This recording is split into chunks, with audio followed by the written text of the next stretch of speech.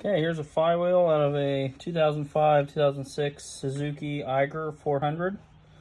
We went in and got the stator, and I told the customer that these flywheels are known to have issues.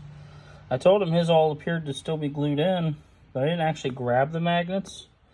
But we went ahead and got the new flywheel anyhow, because these are known to give issues. Well, I'm really glad we did, because I just took this one out, and turns out they're only sitting here because they're magnetized to the flywheel. The glue is doing nothing.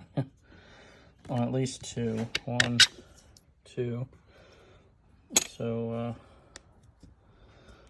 yeah. Oh, there's three.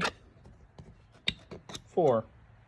I think there's only one actually being held in place. Oh, nope, all five of them have moved. Or wait a minute, let me see this one. Yep, they all move. Look at that. So, these magnets, which are supposed to be permanently in place, are all removable now. So,